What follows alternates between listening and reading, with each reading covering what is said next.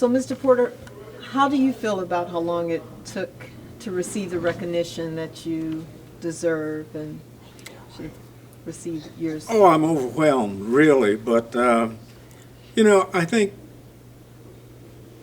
after coming out of the Marine Corps, you knew you had done your job. And you knew that you had a self-recognition. Whether it was involved in the history or not, we knew we did it. We knew we did a good job. And as time went on, we just felt better and better every day.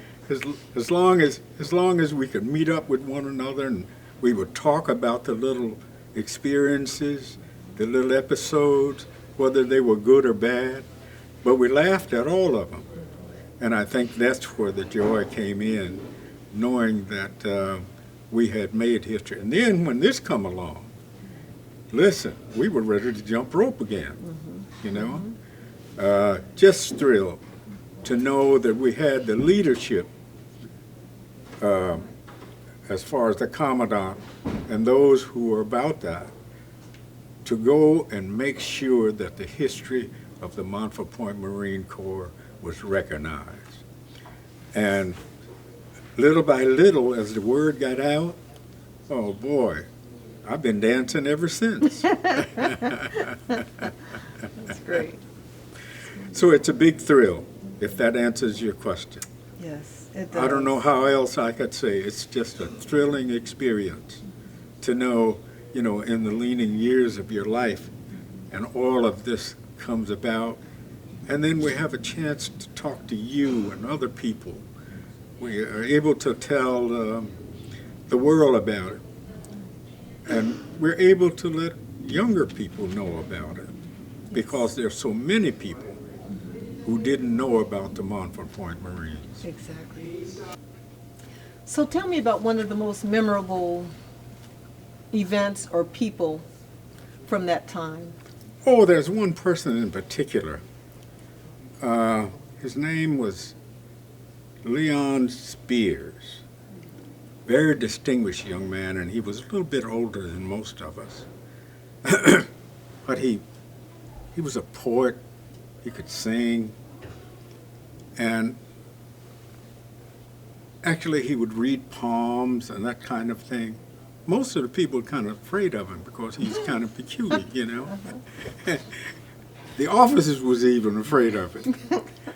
But anyway, I wanted to hang around him. I didn't understand what was wrong with him, because when we would get out on liberty, the girls would follow around. He had that unusual magnetism. One day we were going to Raleigh, and we were heading for Shaw University there. But anyway, a very beautiful girl set off to our right. We were sitting in the very back. And that girl was so pretty, she just made me speechless. And I didn't know what to say to her, and I wanted to so badly.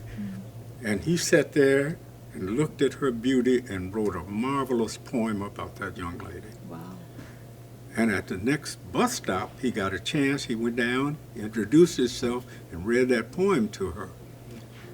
Do you know we ended up at that young lady's house?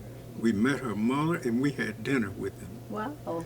And I thought, and since the service, nobody's ever heard from her. Wow. That was one of the remarkable people that I can think of.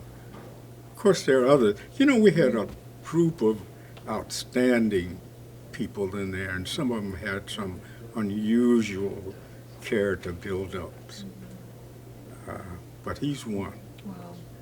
Well, hopefully one of his family members may see the documentary and I hope so. Reconnect.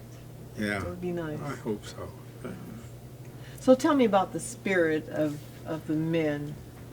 Well, as I think about it, with all of the names that I mentioned earlier, Philip Randolph, Madame Bethune, Mrs. Roosevelt, and I could go on and on. But I thought about the confidence that we went into the Marine Corps. I think it was like putting a blanket of armor from all of the philosophical work that had come into all of us. And I think we went to Montfort Point with that blanket of armor as though we were going through the valley of the shadow of death, but yet we feared no evil. I can remember that. I think that's the bulk of our spirit. We were not afraid. Nice. Very nice. Well, thank you so very much. We, again, are just really honored to have you here, and thank you so much for the interview. I'm thanking you 1,000 times for giving me the privilege of doing it. You're very, very welcome. Thank you so much. The privilege was all ours.